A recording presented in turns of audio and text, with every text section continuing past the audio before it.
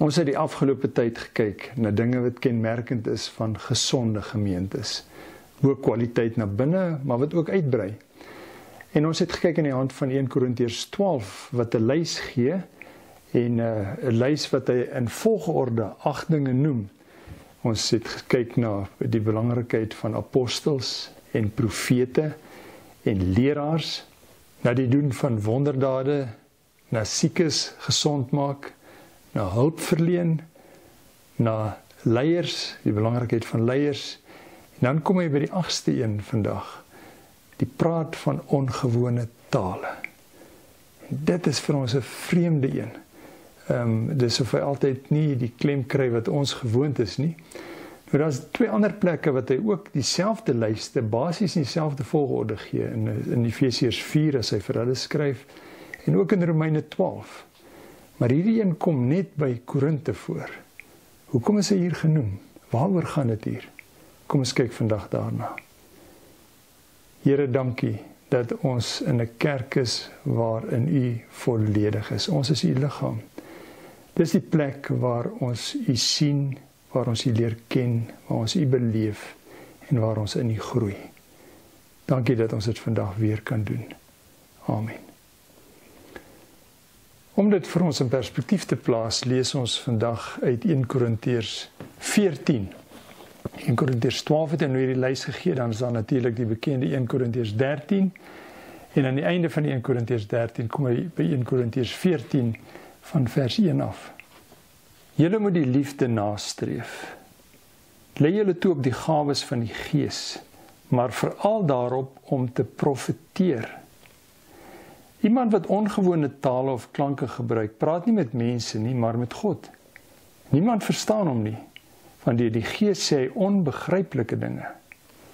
Iemand wat profeteer, rig hom tot mense en praat woorde wat geestelik opbou en bemoedig en vertroos. Die een wat ongewone tale of klanke gebruik, bou net homself op, maar die een wat profeteer, bou die gemeente op.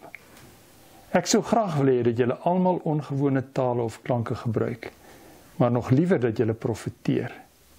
Die een wat profeteer is van groter betekenis as die een wat ongewone tale of klanke gebruik, tensy hy dit ook uitlê, sodat die gemeente daardeur opgebou kan word. En nou broers, as ek na julle toe kom en ongewone taal of klanke gebruik, van watter nut sal ek wees? Ek sal vir julle net van nut wees as ek openbaring of kennis of profesie of lering aan julle meedeel. Tot sover nou, ons gaan net nou nog 'n stukkie lees. Die kenmerk van Korinte was dat daar iets unieks by hulle was, wat jy in geen ander gemeente kry nie. In geen gemeente aan wie Paulus geskryf het nie. En is ook nie dat hy laaste eers daarvan gehoor het by die Korinte nie. Korinte is een van die oudste briewe wat hy aan 'n gemeente geskryf het. Die eerste een was in die Galasiërs, die tweede in die 2 briewe aan die Tessalonisense, en dan die brief aan die Korintiërs. Daarna kom die Romeine en die Efesiërs en die Kolossense en die mense in Filippi. Almal gemeentes wat na Korintiërs geskryf is. En as 'n mens na hierdie brief kyk en na die waarde wat hulle gekoppel het aan tale spraak, dan sou ons dink dat Paulus vir die ander gemeentes sou sê, luister julle, ek het 'n wonderlike ding in Korinte ontdek, wat verskriklik belangrik is en baie beteken. Ek wil julle hiervan vertel. Nêrens word die woord genoem nie. Die Bybel praat op 2 plekke oor spreek in tale. Die eerste is natuurlik Handelinge, waar die Heilige Gees uitgestort is en daar tale gepraat is, maar dit was 'n ander tale. Dit was bekende tale. Dis soos iemand wat vir 'n vreemdeling sal sê, ek het nog nooit jou taal gehoor nie, nog nooit 'n woord in jou taal gehoor nie, maar hier kom die volledige suiwer evangelie in jou taal. En daar is voorbeelde wat ek al gehoor het in Afrikaans so en waar dit gebeur het, en dis wonderlik. Maar Korinte se tale was heeltemal iets anders gewees. Sien, om dit te verstaan, moet ons iets van Korinte se konteks verstaan. Want vir hulle was die praat in tale nie die 8ste een nie. Dit was nie die eerste een nie, dit was die enigste een. As jy wil weet hoe lyk 'n gesonde gemeente, dan praat hulle in hierdie onverstaanbare tale. En dit was vir hulle voldoende. As jy dit kan doen, sê hulle, jy is 'n kind van God en jy is welkom in die gemeente. Wat Paulus eintlik doen is, hy gooi water op hulle entoesiasme. Hy is nie opgewonde hieroor nie. Nou wat gebeur het is dat die spreek in tale, soos hy in Korinte voorgekom het, uit die sogenaamde misterie godsdienste kom wat die Grieke gehad het. Dit was godsdienste gewees waar hulle vreemde gode gedien het en dan allerhande rituele vir hierdie vreemde gode gedoen het. En een van die bekendste voorbeelde was Dionysus gewees. Hy was die god gewees van vrugbaarheid en van ekstase. En een van sy bekendste simbole was gewees dat hy wyn vir mense gegee het. Nou wat gebeur het dat die mense in die proses om hierdie god te dien, baie gedrink het en uitspattig geëet het, geweldig geëet het. En dan in hulle dronkenskap het hulle aan dans gegaan en ekstase gehad, waar daar baie keer immorele dinge ook gebeur het. Wel bloot verstaanbaar omdat hulle dronk was, maar dit was vir hulle uiting van opwelling wat hulle gehad het in die dien van hierdie god. In daardie proses het hulle geweldige ervarings gehad en was hulle opgewonde gewees om hierdie god te dien. Nou word hierdie mense Christene en hulle snap dit baie vinnig, dat die immoraliteit, die seksuele wanpraktyke en die wyn nie hoort nie. En ons sien dit veral in 1 Korintiërs 6 as Paulus dit aanspreek en hulle verstaan, Christene doen nie dit nie. Maar daar is een ding wat hulle nog oorgehou het en dis hierdie geweldige ekstase waarin hulle gegaan het as hulle hierdie God dien, waar jy as het ware van die verwyderd raak van die gewone wêreld en ervarings het wat jy nie kan beskryf nie. En dit het hulle nog gehou. Maar dit was omtrent soos om 'n partytjie met koeldrank te hou en water, waar hulle toe net oorgehou het, sonder die slegte goed wat daar was, oorgehou het hierdie geweldige ekstase wat hulle gehad het. Wat jy in ekstatiese praat, woorde gebruik wat niemand verstaan nie, wat net tussen jou en hierdie God dan nou gebeur. En dan begin Paulus daaroor te praat en hy sê, julle, ek verstaan dat hierdie vir julle geweldig belangrik is, maar ek moet julle vertel hoe die kerk werk. As ek 'n keuse moet maak, en wat hy dan in die proses begin doen is om baie negatief oor die tale te praat, dan sou ek baie liewer wil profeteer. Want die tale praat, sê hy, is net iets tussen jou en God. En daar het dit 'n plek en daar is dit belangrik. Maar as jy dit nou bring na die gemeente toe waar daar ander mense is, dan pas dit nie. Dit bou nie die mense op nie, hulle is toeskouers, hulle verstaan nie wat gaan aan nie. En hulle sit net en kyk wat jy doen, en hulle sit as waar hulle horlosies en dophou en hoop hulle kan huis toe gaan. Sou jy profeteer, dan sou jy, soos hy hier sê, mense opbou. En jy sou hulle 'n nuwe perspektief op God gee. Jy gaan aan mekaar bind, daar gaan iets moois gebeur. Wat Paulus dus doen, is om 'n gebruik wat hulle gehad het, so te verander, dat die gebruik nie ophou nie, maar die slegte in die gebruik weggaan. Dit is algemeen, dat in die Christelike kerk daar dinge gebruik word, wat nie oorspronklik van ons afkom nie. Die hele gebruik van offers byvoorbeeld. Offers het nie by die kerk of by die Israelitiese godsdienst begin nie. Die heidene het almal ook geoffer. Die verkeerde van hulle offers, mense offer en so aan, dit is uitgesmy. Maar die waarde wat hulle gehad het, om deur 'n simbool jou aan God te verbind, dit het die Bybel aangepas.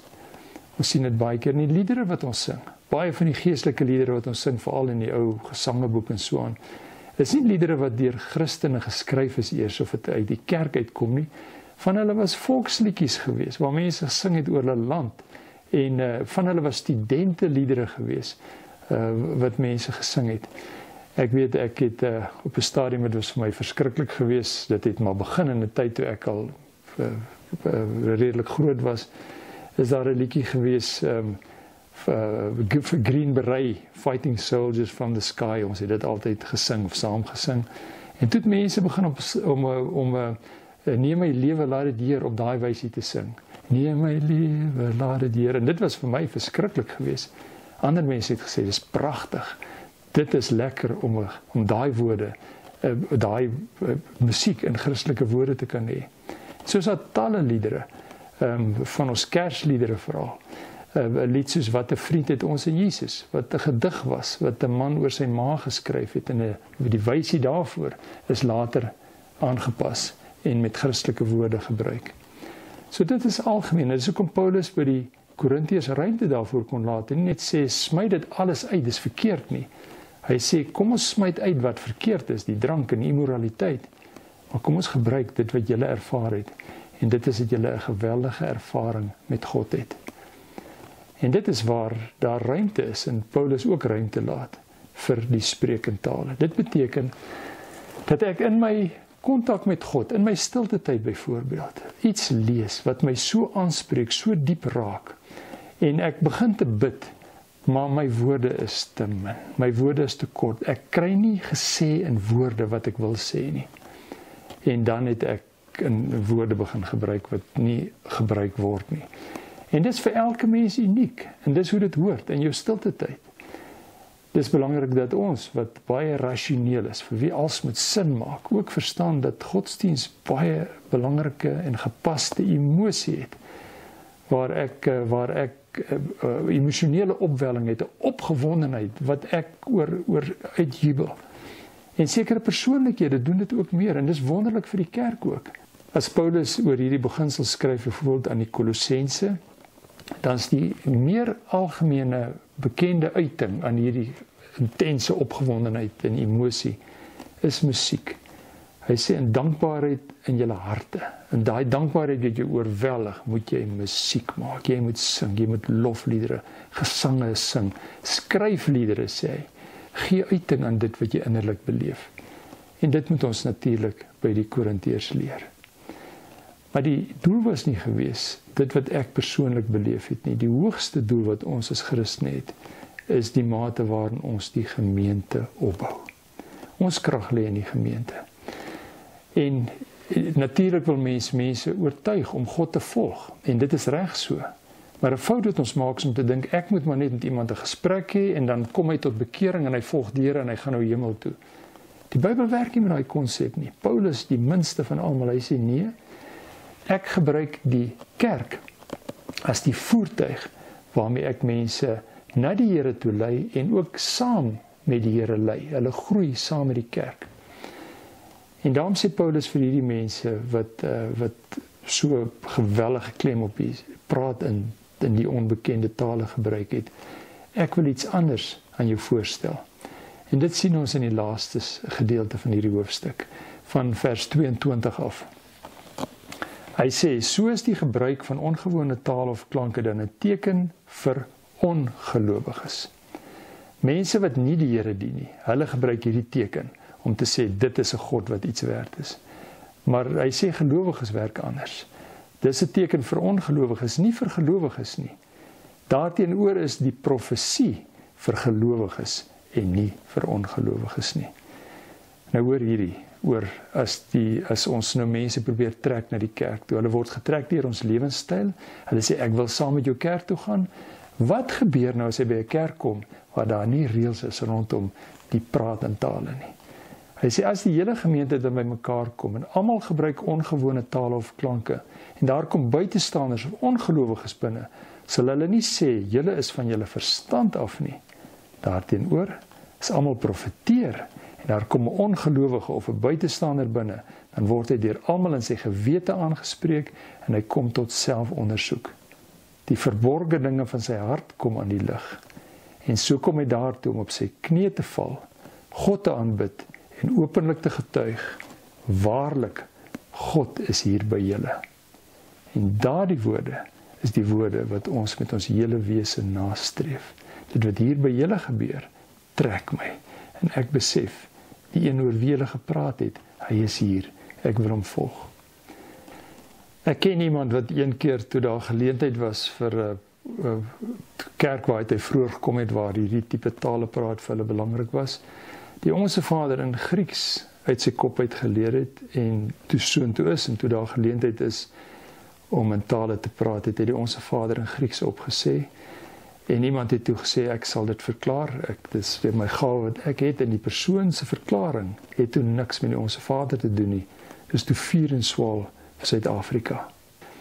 En dit is die tipe goed wat gebeur, wanneer ons, anders as wat die Bybel sê, dit gebruik vir 'n doel waarvoor dit nie gemaak is nie. Dit is gemaak vir my persoonlike lewe, waarin ek in ekstase gaan, dalk deur 'n taal, maar hy sê party mense doen dit, party nie, dis 'n gawe. Gawe is iets wat jy verniet kry, party mense kry dit nie, maar almal van ons moet die ekstase beleef. En dan kan ons daar 'n uiting gee op 'n manier wat ons mee gemaklik is, het sy deur 'n lied, het sy deur 'n opgewonde boodskap te stuur na mense van dit wat ek nou geleer het, hoe dit ook al lyk. Almal van ons moet wys dat ons diep geraak word deur wat die Here doen. En dan trek ons mense en dan groei die kerk op 'n gesonde manier. Here, dankie dat ons met rede opgewonde oor U kan wees. Dankie vir die wonders wat U doen. Dankie vir die lewens wat U verander, wat net U kan verander. En U doen dit so mooi en so grondig. Ons eer U daarvoor. En ons wil deel van U plan wees. Help vir ons, Here. Amen.